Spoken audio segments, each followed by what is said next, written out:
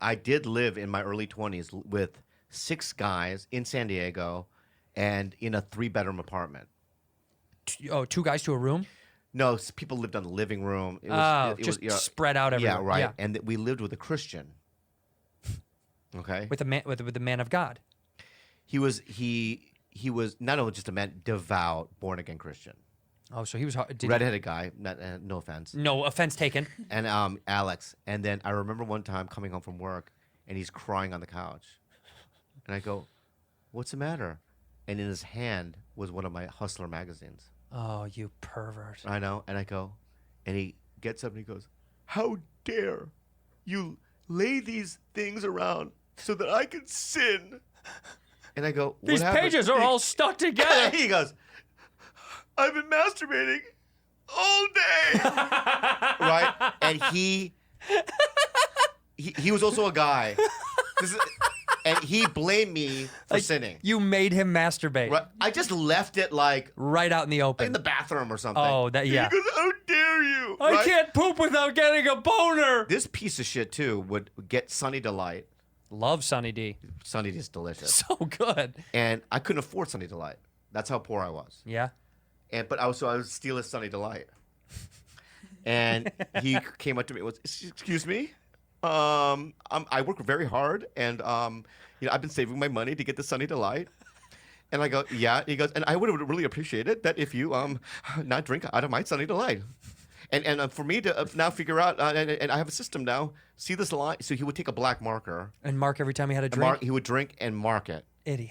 Idiot, right? Yeah. Because what I would do is fill it with water. So eventually it was just water.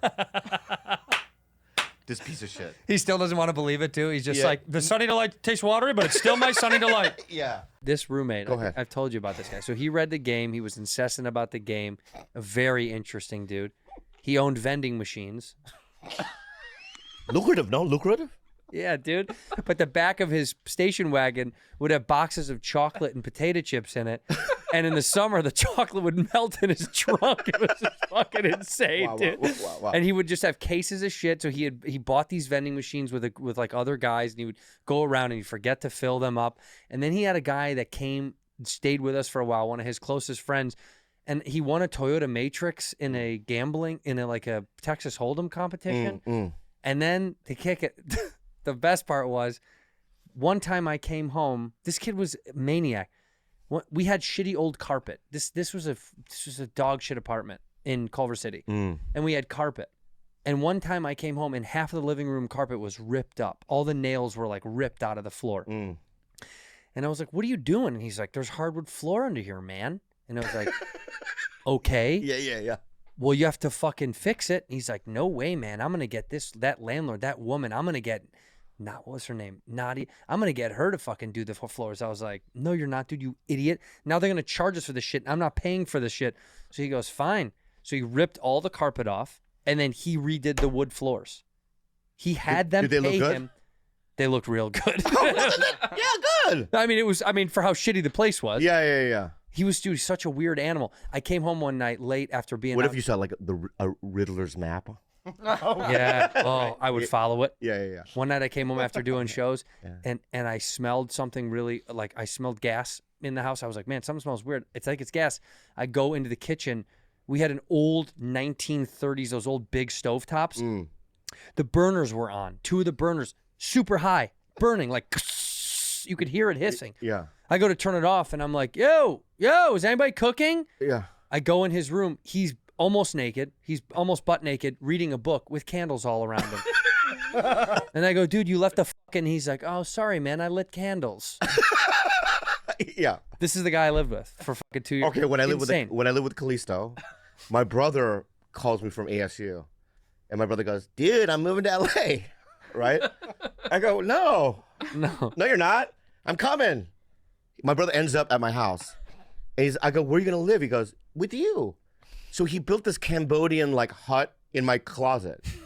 He got bamboo from somewhere. He built like a little thing. Your brother turned into Alien Gonzalez. Yeah, and my brother would just sleep for years on this like bamboo hut thing that he built In the ground in your closet? in my closet. Like, so I'm laying in bed. I didn't have a bed frame. It was just a mattress on the floor. Yeah. You know what I mean? And I could see my brother's like head sticking out of the closet at night, right? But then I had a girlfriend. Her name was Amy Essakov. And I can start talking about it. She was someone I was seeing. Yeah. And she lived with me for a couple of months. And it was the worst. And your brother. Yeah, my brother, right? Because me and Amy would start making out, and my brother would go, "I can hear you." I lived in a house. I had when I first moved out here. Yeah. I lived in a 2-bedroom, 1 bath, and it was 3 of us sharing 1 bathroom. Yeah. I lived in a old dining room, a partition off dining room. But my most fun too many guys house was my second year in college. We all lived together, and our house was a constant revolving door of just people coming and going and partying and hanging out. And there were no rules, and people could just do whatever they wanted. That's how kind of all of those houses were in college. Yeah. And one of my buddies, this was great. We got kicked out of a party because one guy in our group got into an argument or a fight with some dude, right? Yeah. And my buddy says, all right, let's get the fuck out of here before something crazy happens. Yeah. We leave. We get in the car, and we're all shit-faced, by the way. Yeah. Bad. No drinking and driving is bad. Our driver was sober, I bet.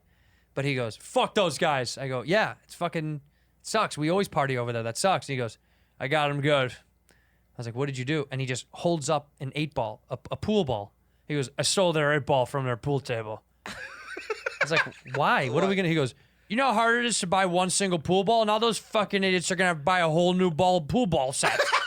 Really? That was his revenge. And were you like? I was like, were you laughing or did you? No, we were like, cool. I was like, that's cool, but what? I think that's pretty cool. I go, well, who made you think of that? And he Yeah. goes, I just saw it, and I was like, I'll fucking take from them. I'm gonna take a pool ball from them. That's pretty cool. They're never gonna know where it went.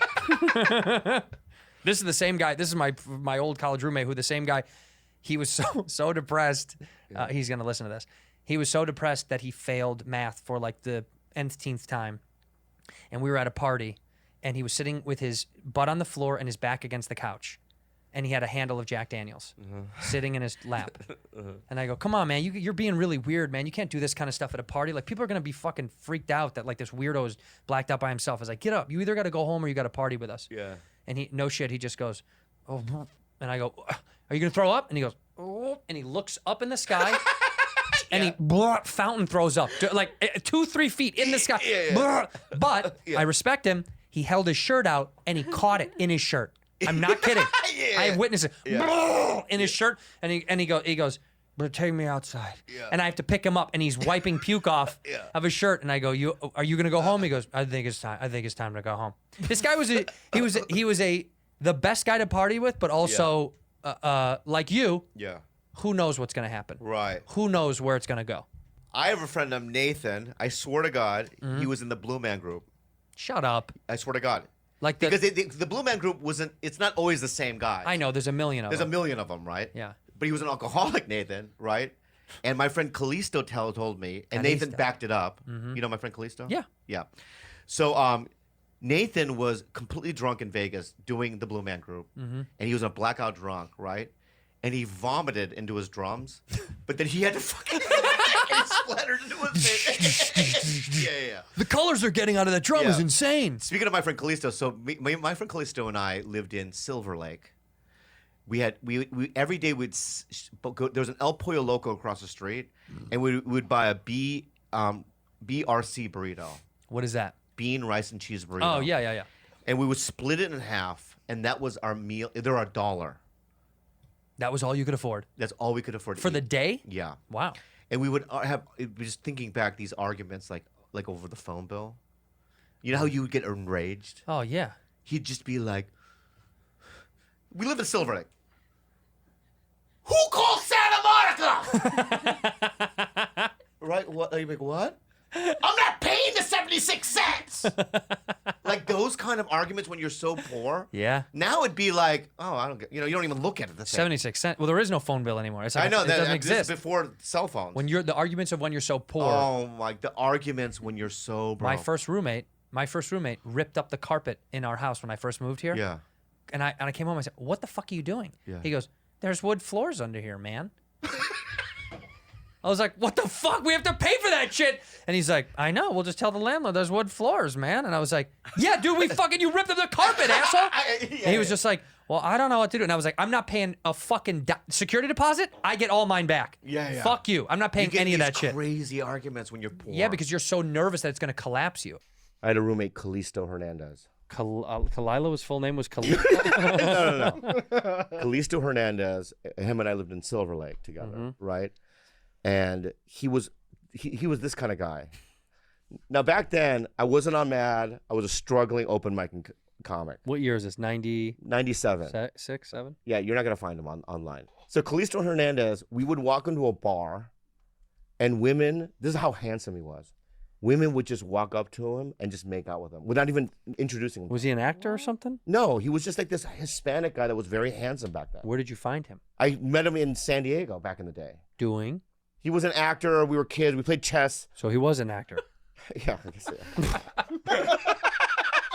yeah. How do? Yeah. No, he's one of those. Okay, he's one of those guys where I always told him, I go, he's good at everything, but not great. So he was in a band. He was an actor. He one day was like, I'm doing oil painting. You know what I mean? He was like one of those guys. He's a jack of all trades, master of none. Master of, yeah, that jack of all trades, Master of none. But I used to tell him, I go, dude, just focus on acting. You're a good actor. Yeah. Something to play in Balboa was good. You know what I mean? But he would, what?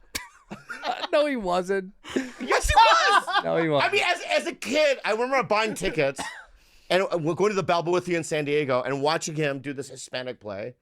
And he walked out. I was like, and he had a bunch of kind of Hispanic lines. I was like, oh, that's pretty good. Me gusta, whatever. Me gusta. You know what I mean? He came out. Yeah, and I was like, oh, he has a future. Boss, the plane. Yeah, the plane. Yeah, and then we moved up here, and he just was focused, and too many women.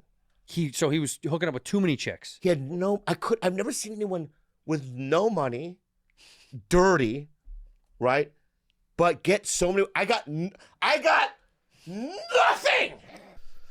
So I get on Mad TV, right? So I move out, and then he goes, "Hey, dude, my dream is to open up a skate store." He goes, Cool. He goes, "Can I have money?" I go, "You know what? I'm going to help you with your dream." I give him 10 grand, right? And then I walk into the skate store 6 months later, and I pick up a shirt and I go, "Hey, dude, I want this shirt." He goes, "Okay, dude, that's $39.95, whatever." And I go, "Dude, I gave you." He goes, "I know, but that's not. I'll pay you." I go, "But can I just have it?" He's like, "No. You got to pay $39.95, right?" So that's the first thing. What's so funny? That's hilarious. Would that make you mad? Yeah. So I go, "All right, here's $39.95, right?" So here's what really made me mad. Mm-hmm. The shop closes, and my brother was working there at the shop. Right. It closes.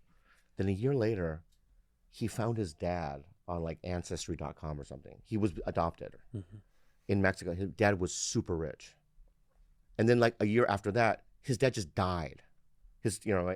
And left Calisto with hundreds of thousands of dollars, right? Where's your 10 grand? Then 3 years after that, I run into him. I go, "Dude, I heard you got the money." Yeah, I drank through it. He was alcoholic. He had nothing. Oh man. And I just was like, "Yeah, fuck you, dude."